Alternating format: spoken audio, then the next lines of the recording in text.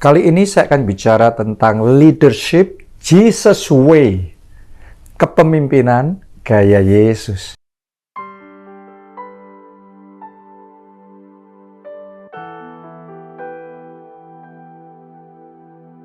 Dan secara spesifik saya ingin bicara kepada Anda para leaders, Anda para pemimpin, ya. Dalam Anda memimpin, pastikan Anda meneladani teladan Yesus, the greatest leader have ever lived. Pemimpin terhebat, pemimpin terbesar yang pernah hidup, yang jadi teladan sempurna buat kita semua di dalam leadership kita. Nah, pertanyaannya sekarang, seperti apa leadership Jesus way ini, kepemimpinan gaya Yesus ini? Nomor satu, kepemimpinan gaya Yesus adalah gaya kepemimpinan mentoring atau mentoring leadership, ya. Nah, pemimpin yang kayak gini adalah pemimpin yang mementor dan open terhadap feedback dari timnya sehingga timnya bisa bertumbuh, timnya bisa naik level. Ini yang dilakukan oleh Tuhan Yesus. Tuhan Yesus tuh ngajarin murid-muridnya. Jadi murid-muridnya bukan cuma bersama dia, ngikuti dia, dan nggak bisa apa-apa terus. No. Awalnya nggak bisa. Terus diajarin, nggak bisa jadi bisa. Mereka diajarin berdoa. Tuhan Yesus ngajarin doa Bapa kami. Mereka diajarin Tuhan Yesus gimana caranya ngerti firman. Gimana caranya untuk memahami rahasia pewahyuan firman Allah. Yesus mengajari murid-muridnya gimana untuk mengusir roh-roh jahat, menyembuhkan sakit penyakit, dan melakukan mujizat-mujizat. Sehingga murid-muridnya yang tadinya nggak bisa, sekarang satu demi satu bisa. Ini naik level melalui mentoring. Ini adalah gaya kepemimpinan Tuhan Yesus. Ya, saya juga ngalami yang seperti itu dari Pak Obaja.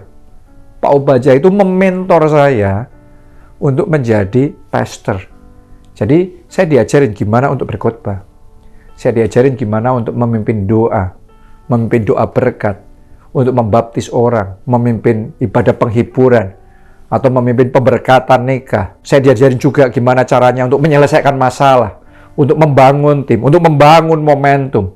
Nah, itu semua Pak Obaja impartasikan, Pak Obaja ajarkan melalui mentoring kepada saya, sehingga satu demi satu aspek dalam leadership gereja yang tadinya saya nggak tahu, nggak bisa, satu demi satu bisa.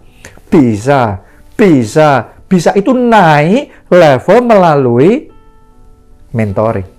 Itu bagian yang sangat penting di dalam leadership. Itu sebabnya saya juga mau ajak saudara Anda yang adalah leader, baik leader di keluarga, leader di perusahaan, leader di dalam kelompok sel, atau leader dimanapun, di mana Tuhan menempatkan saudara, organisasi apapun. Pastikan ketika saudara memimpin, Anda bukan cuma sekedar koordinasi, meeting, melaksanakan, mengerjakan tugas ini, tugas itu. No.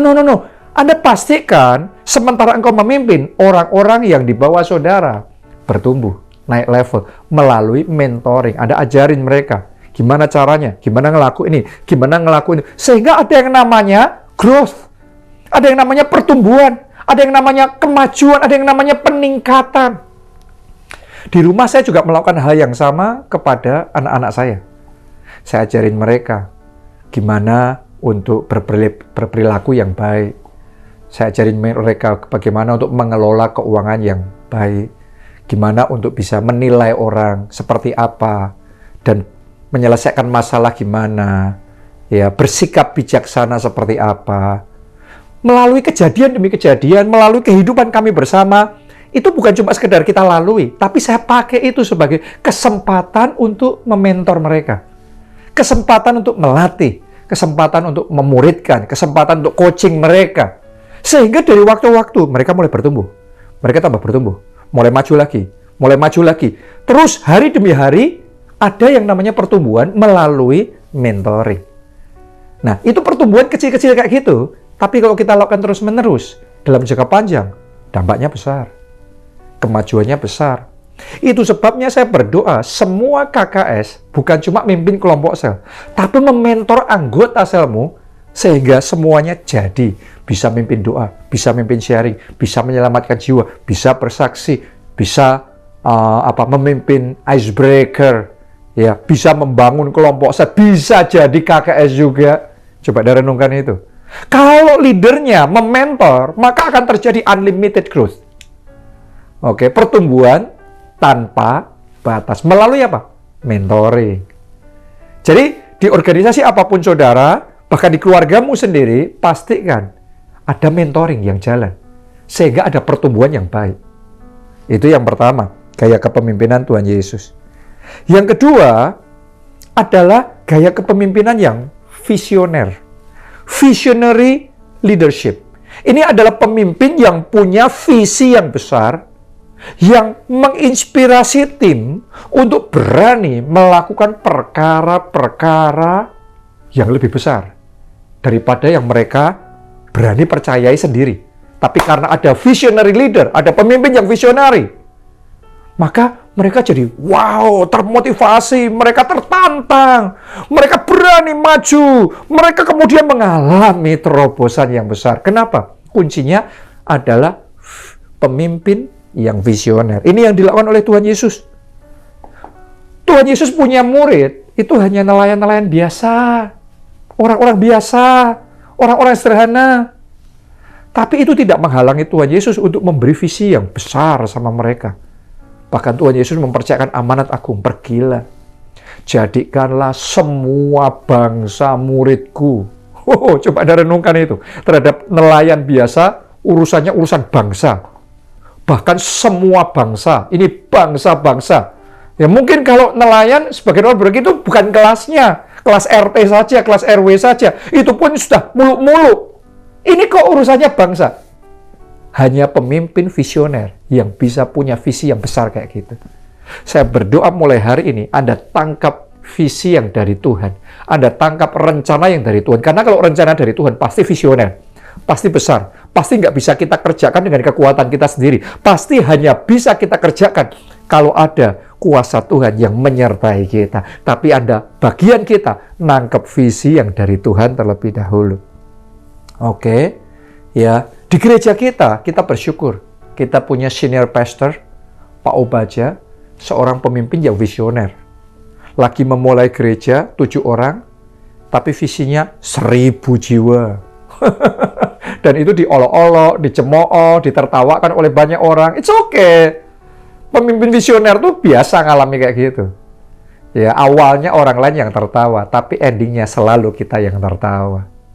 Oke, Pak Obaja berani punya visi 1000, berani punya visi 5000, padahal gereja-gereja di Solo nggak ada yang gede-gede. Ya, tapi itu tidak menghalangi Pak Obaja untuk punya visi yang besar, walaupun tinggal di kota yang nggak terlalu besar. Ya, tapi visinya besar. Ya, bahkan punya visi 10.000, punya visi 20.000, bahkan 1 juta jiwa, bahkan berani mengumumkan KA City.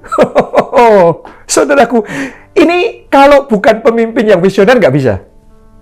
Ya, tapi itu menginspirasi, itu menantang, itu menggerakkan. Sehingga ketika mujizat terjadi, yang akan kita alami adalah kemenangan-kemenangan yang besar. Jadi hari ini saya ingin ajak saudara, kalau Anda seorang pemimpin, jangan berpikir punya visi yang kecil-kecil yang hanya sesuai dengan kapasitas saudara. Berani punya visi yang visioner. Maka Anda akan melihat perkara-perkara besar Tuhan kerjakan melalui kehidupanmu. Yang ketiga, yang terakhir, gaya kepemimpinan Yesus adalah gaya kepemimpinan melayani. Oke, servant leadership. Nah, ini penting sekali ya. Jadi fokusnya sebagai pemimpin adalah untuk mendukung. Sebagai pemimpin adalah untuk mensupport dan mengayomi anggota timnya. Nah, ini penting. Ini yang dilakukan oleh Tuhan Yesus. Bahkan Tuhan Yesus rela mengorbankan nyawanya. Memberikan segalanya, darahnya, tubuhnya, mati di kayu salib. Supaya murid-muridnya, saudara dan saya, bisa selamat. Ini yang namanya servant leadership, kepemimpinan yang melayani. Anda bisa melihat teladan ini luar biasa dalam diri Pastor Neta. Ini jenis leadership-nya Pastor Neta juga. Dia pemimpin yang care, pemimpin yang peduli, pemimpin yang mengayomi, pemimpin yang memastikan anggota timnya dia support dengan baik, dia lakukan semua yang dia bisa lakukan sama mereka. Makanya saya nggak heran orang-orang responnya kalau sama Pastor Nita sampai segitunya, karena memang itu meluap dari hati.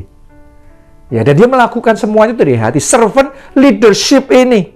Jadi saya ingin ajak saudara, mulai hari ini, ayo kita teliti satu demi satu gaya kepemimpinan Tuhan Yesus. Dan mari kita kembangkan dalam kehidupan kita. Maka saya percaya, sebagai pemimpin, Tuhan akan bawa kita maju ke next level, mengalami terobosan dari satu kemuliaan pada kemuliaan yang lebih besar. Unlimited, tanpa batas. Salam keluarga Allah, dan Tuhan Yesus memberkati.